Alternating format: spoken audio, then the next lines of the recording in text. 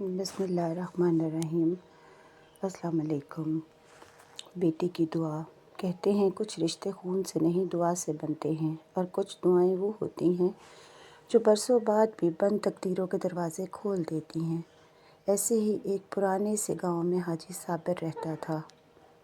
سادہ حلال کمائی، نیک دل، مگر زمانے کی مار سے ٹوٹا ہوا انسان۔ اس کی ایک ہی بیٹی تھی، عالیہ۔ عالیہ نرم مزاج، شرمیلی، مگر اس کے دل میں جنت جیسا یقین تھا۔ وہ اکثر صحن میں بیٹھ کر تسبیح کرتی رہتی، یوں لگتا جیسے اس کا دل آسمان سے باتیں کرتا ہے۔ ماں جلدی دنیا سے چلی گئی تھی۔ عالیہ کی پرورش، تعلیم، اخلاق، سب کچھ حاجی صابر نے اکیلے سنبھالا۔ جب عالیہ جوان ہوئی تو گاؤں میں اس کی پاکیزگی کی مثالیں دی جانے لگیں۔ رشتے آئے، مگر ہر بار جہیز باراتیوں کی فرمائشیں اس کے ابا کو شرمندہ کر دیتی۔ ہر بار عالیہ کہتی، ابا شاید میرے نصیب میں کچھ اور ہے۔ اللہ کا فیصلہ غلط نہیں ہوتا، لیکن ایک باپ کے دل کی چبھن وہ کون سمجھے۔ ایک روز گاؤں میں امیر تاجر اکرم خان آیا۔ اس نے اپنے بیٹے اسد کے لیے عالیہ کا رشتہ مانگا۔ گاؤں والے حیران، کیا ایک فقیر کی بیٹی کسی امیر گھرانے میں جائے گی؟ حاجی صابر کی آنکھوں میں آنسو اتر آئے۔ یا اللہ، میری بیٹی کے دن بدل گئے، لیکن تقدیر کی لکیر سیدھی کہاں ہوتی ہے۔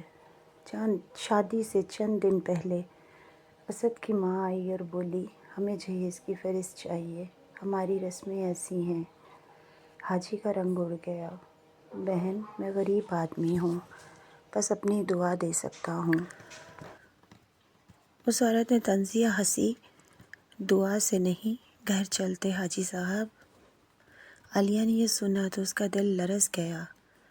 اس رات اس نے آسمان کی طرف دیکھ کر کہا، یا رب، میرے ابا کی عزت رکھ لینا۔ میں خوشیاں نہیں مانگتی، بس ان کا بوجھ ہلکا کر دے۔ شادی کے دن سب جمع تھے، لیکن نکاح سے کچھ لمحے پہلے اسد اٹھ کر بولا، میں یہ نکاح نہیں کر سکتا، میرے دل میں کوئی اور ہے۔ ہر طرف سناٹا۔ حاجی صابر زمین پر گر پڑے۔ عالیہ نے دونوں ہاتھ جوڑ کر بس اتنا کہا، اللہ کی مرضی کے آگے کوئی طاقت نہیں چلتی۔ وہ بولی نہیں، لیکن اس کے آنسو زمین میں گرے اور آسمان کا دروازہ کھل گیا۔ اسی شام گاؤں کے دروازے پر ایک قافلہ رکا، اونٹ، گھوڑے، سفید کپڑے اور ایک بزرگ، عالم قاضی عبداللہ۔ وہ سفر میں بیمار ہوئے تھے تو گاؤں کے امام نے ان کا قیام حاجی صابر کے گھر کر دیا۔ عالیہ نے پہلی بار کسی غیر کے لیے کھانا پکایا۔ پسینہ، چولہا، دھواں، مگر آنکھوں میں خاموش دعا۔ قاضی عبداللہ نے کھانا چکھ کر کہا، بیٹی، تمہارے ہاتھوں میں برکت ہے۔ عالیہ نے سر جھکا کر کہا، یہ میری ماں کی دعا ہے حضور۔ کچھ دنوں میں قاضی صاحب تندرست ہونے لگے اور حاجی صابر کے کردار سے بہت متاثر ہوئے۔ ایک روز بولے، حاجی صاحب، آپ دنیا کے امیر نہیں، لیکن ایمان کے امیر ہیں۔ آپ کی بیٹی میں وہ نور ہے جو کم ہی دیکھنے میں آتا ہے۔ حاجی صابر نے آہ بھری، صاحب نور تو ہے، مگر نصیب میں اندھیرا ہے۔ قاضی صاحب خاموش ہو گئے۔ چند دن بعد قافلہ روانہ ہوتے وقت قاضی صاحب نے کہا، اگر کبھی ضرورت ہو میرا نام مکہ یا مدینہ میں لے لینا، لوگ میرا پتہ بتا دیں گے۔ یہ بات آئی گئی ہو گئی۔ چند ہی ہفتوں کے بعد حاجی صابر دنیا سے رخصت ہو گیا۔ عالیہ تنہا رہ گئی۔ اب اس کے گھر میں خاموشی، یادیں اور اللہ سے گفتگو رہ گئی۔ وہ اپنے ابا کی پرانی ڈائری پڑھتی۔ ایک ورق پر لکھا ہوا تھا، جب دعا قبول نہ ہو سمجھ لے اللہ بہتر دینے والا ہے۔ ہر رات وہ یہی پڑھ کر سو جاتی۔ ابا، میں صبر کر رہی ہوں۔ ایک دوپہر گاؤں کے باہر ہلچل ہوئی۔ لوگ دوڑتے ہوئے آئے، قاضی صاحب واپس آ گئے ہیں۔ عالیہ کی دھڑکن تیز ہو گئی۔ اس نے جھروکے سے دیکھا، قاضی صاحب تھے، مگر ان کے ساتھ ایک نوجوان بھی تھا، فارس، دراز قامت، باوقار، با ادب اور چہرے پر نور۔ قاضی صاحب سیدھے عالیہ کے دروازے پر آئے۔ بیٹی عالیہ، پہچانتی ہو مجھے؟ جی حضور، آپ میرے ابا کے مہمان تھے۔ قاضی صاحب بولے، آج میں ان کا قرض اتارنے آیا ہوں۔ یہ میرا بھانجا فارس ہے، دیندار ہے، تاجر بھی، مگر غرور سے خالی۔ میں چاہتا ہوں کہ وہ تم سے نکاح کرے اگر تم راضی ہو۔ عالیہ پہلی بار شرمائی، پہلی بار اس سے رائے پوچھی گئی تھی۔ وہ خاموشی سے آسمان کی طرف دیکھتی رہی اور دل سے کہا، یا رب، اگر یہی تیرا فیصلہ ہے تو میں راضی ہوں۔ چند دن بعد نکاح ہوا، نہ جہیز، نہ رسمیں، نہ دکھاوا، صرف چند گواہ، چند دعائیں اور برسوں بعد مطمئن ہوتا ہوا دل۔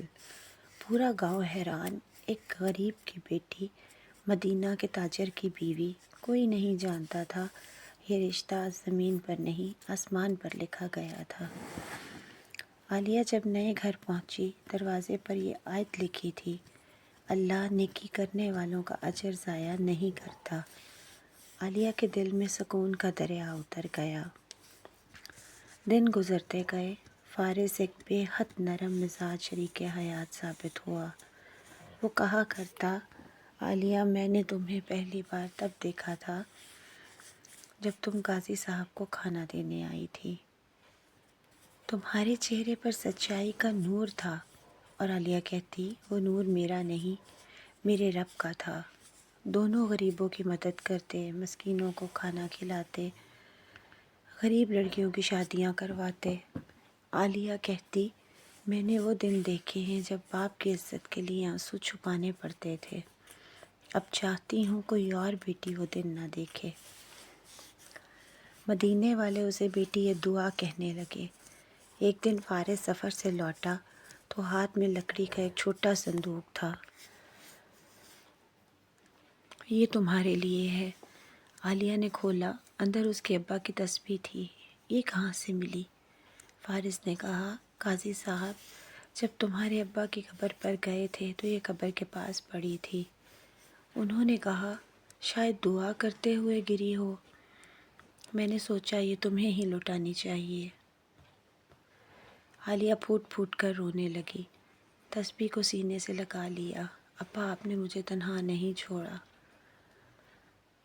اس رات عالیہ چھت پر گئی، وہی جگہ جہاں بچپن میں وہ آسمان سے باتیں کیا کرتی تھی۔ اس نے ہاتھ اٹھائے اور کہا، یا رب، جب سب راستے بند ہو گئے تھے تو تو نے راستہ بنایا۔ میں نے صبر کیا، تو نے عزت لوٹا دی۔ ہوا نرم تھی، چاند قریب لگ رہا تھا، جیسے آسمان خود جواب دے رہا ہو۔ کچھ سال بعد گھر میں ایک ننھی بیٹی کی ہنسی گونجنے لگی۔ انہوں نے اس کا نام رکھا صبرین، صبر سے پیدا ہونے والی رحمت۔ عالیہ اسے لوری دیتی اور کہتی، بیٹی یاد رکھنا، جو آنسو اللہ کے لیے بہتے ہیں وہ تقدیر لکھ دیتے ہیں۔ ایک دن فارس نے پوچھا، عالیہ، اگر کوئی پوچھے کہ تمہیں زندگی سے کیا ملا؟ عالیہ نے آسمان کی طرف دیکھ کر کہا، مجھے یقین ملا کہ جب سب راستے بند ہوں اللہ خود راستہ بناتا ہے۔ اللہ کی آزمائش کبھی ظلم نہیں ہوتی، وہ ہر آزمائش کے بعد کوئی نہ کوئی دروازہ ضرور کھولتا ہے۔ اور بیٹی اللہ کی رحمت ہے، اس کی عزت کرنا، اسے محبت دینا والدین کی ذمہ داری ہے۔ جہیز ایک لعنت ہے، یہ رشتے جوڑتا نہیں توڑتا ہے، دلوں کو زخمی کرتا ہے۔ غریب کے گھر میں رہنے والی بیٹی بھی عزت، ایمان اور نور میں کسی سے کم نہیں ہوتی۔ اللہ کا مہمان کبھی محروم نہیں جاتا۔ جس گھر میں اللہ کا بندہ ٹھہرتا ہے وہاں رحمت رکتی ہے۔ دنیاوی دولت نصیب بدل سکتی ہے، مگر اللہ کی لکھی ہوئی تقدیر سب سے اوپر ہے۔ صبر کرنے والی عورت کے قدموں میں اللہ برکت رکھ دیتا ہے۔ دعا کبھی گم نہیں ہوتی، بس قبولیت کے وقت کا انتظار کرتی ہے۔ اگر آپ کو یہ کہانی پسند آئی ہو تو اپنی رائے کا اظہار کامنٹ میں ضرور کیجیے گا۔ اللہ پاک ہم سب کا حامی و ناصر ہو۔ آمین ثم آمین۔ جزاک اللہ۔